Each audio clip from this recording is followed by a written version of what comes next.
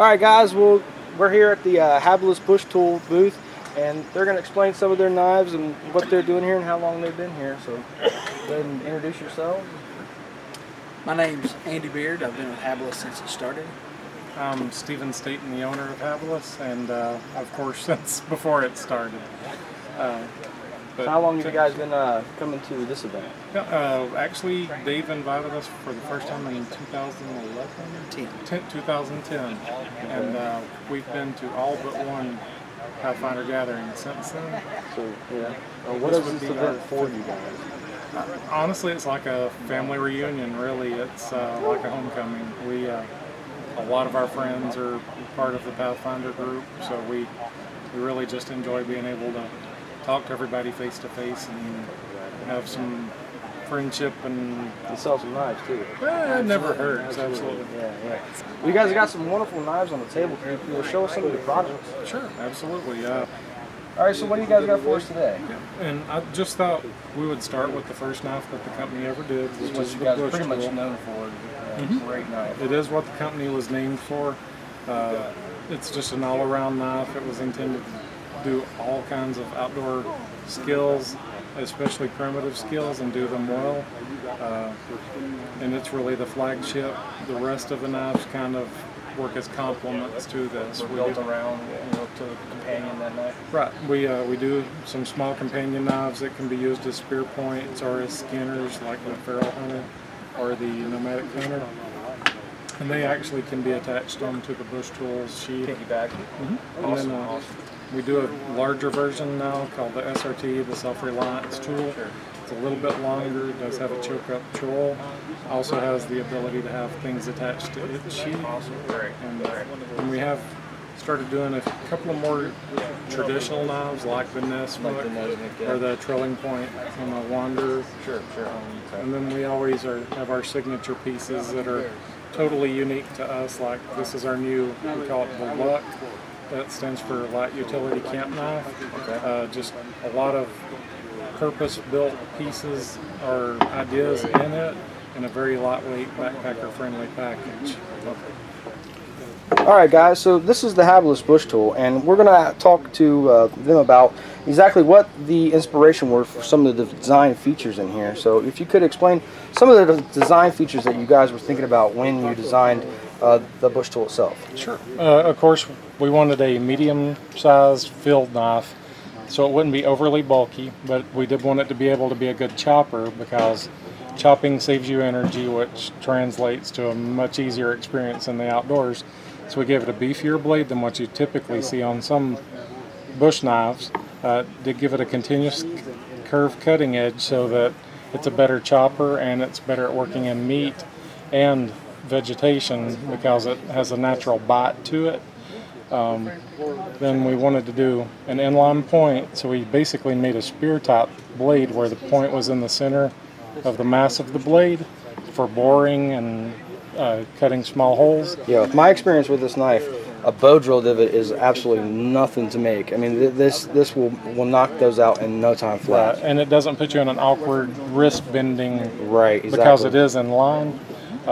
Then, in order to make it more friendly for batoning, we did put what we call the anvil. And what it does is work like a splitting throw, where it captures the force as you're hitting it with the stick to drive it through. And then that gives you the added benefit of being able to use the knife as a draw knife.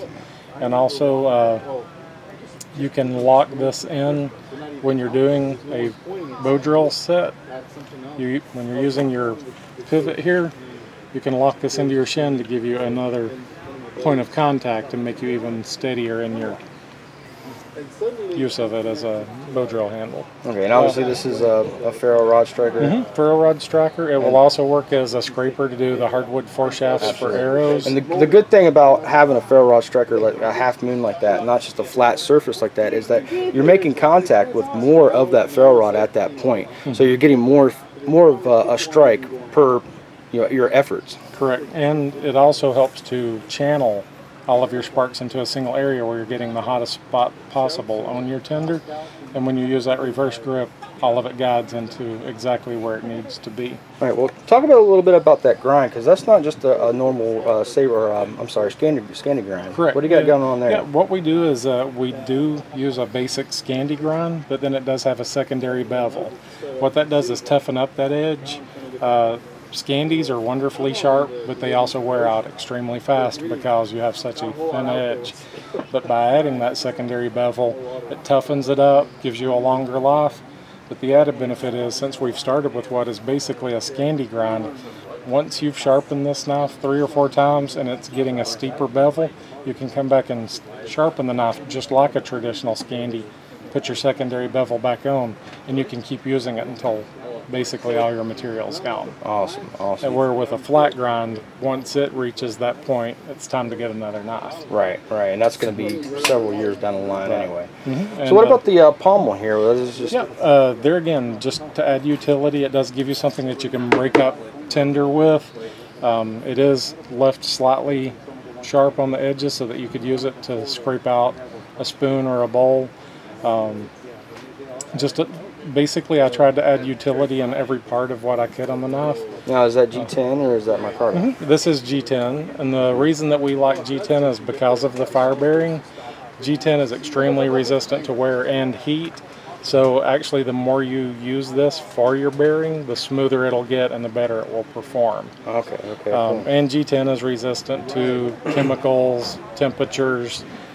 In my opinion, it's probably the most superior handle material that's ever been created. So the more you use that socket for a bow drill, the smoother it gets, the less friction it's going to impart. Exactly. So the easier it's going to be every time you use it. Awesome. And especially, I've had a couple of people that have used pine, not necessarily, or they weren't using it as a fire kit, but the rosin actually glasses that over.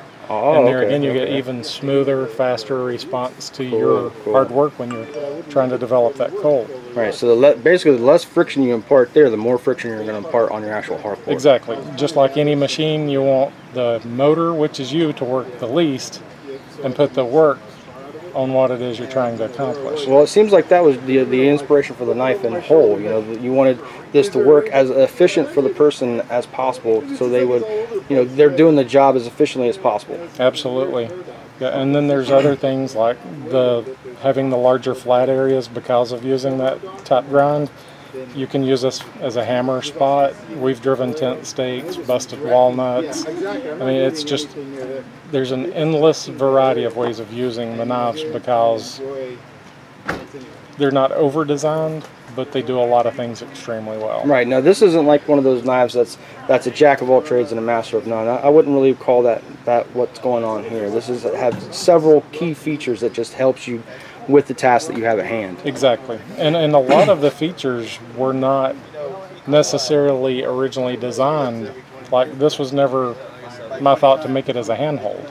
But then it became a natural action once I was using it as a draw scraper. All right, what about the thickness of that blade? It comes in more than one thickness. Yes, the one that I've got here is a 3/16. When we originally did this knife, it was an 1/8 inch. And a lot of people like that thin blade, especially if they're doing camp chores like cooking and whittling, carving fuzz sticks. But the reason that we did switch is so that it would be an even better survival tool. Of course, it's going to be tougher because there's 50% more material. But also when you are batoning, it creates a thicker wedge here, so things split faster. And you don't have to work as hard to make that happen. Right. And So what's the two different widths that it come in? 3/16 and 1/8 of an inch. And that's 1095? Yes, 1095. Professionally heat treated to a Rockwell of 57, 59. And they're also cryogenically treated twice. Now, is this a coating? It's actually gun bluing. It's a acid finish. So you don't have any of the weaknesses that are inherent in a powder coating. It actually bonds to the metal or becomes part of the metal instead of a coating, so it's there to help protect from rust, but it doesn't affect the ability to throw a spark with the spine or With any a of the rock. other things that you've heard with Absolutely. a traction coating or anything. Absolutely. Yeah. Okay. All right, guys. Well, that's the Habilis Bush Tool booth. If anybody wants to get a hold of you guys, order some knives, how can they get in touch with you? There is a direct email on our website. The website is www.habilisbushtools.com. Just go to contact, and it will automatically send an email to me. There's also Facebook. Yes, we are indeed. It is under Habilis Bush Tools. Andy manages that for us, so he will be glad to answer any questions or pass on any information that needs to go further. All right, well, we're going to get a long shot of the table and show you guys all of their products at once. If you guys like any of the products or like the description that you see about the Bush Tool, like you said, look them up on www.habilisbushtools.com or on Facebook as well. I'm sure they'd be more than happy to answer any questions you have on Facebook. All right, well, this has been William Myers, Manus Outdoors, Prepared Mind 101. Get to the next one. Yeah, you get your choice of sheet pump. You have the leather sheet by JRE. You have the Kydex sheet. On the Kydex sheet, it's kind of cool. Well, actually, on both of them, you can wear either one of them, either horizontal or vertical or horizontal. On this one, on this one, basically, you just remove, you want to wear it without the dangle. You can just undo this screw, take this part off, and then you can either run the belt through this way for a vertical carry, or you can run the belt that way through here to get a horizontal carry like this. Yeah. On the Kydex sheath, you put the screws back in, and now the belt loop is up here. And then you just clip it on your belt. So I could run your belt through.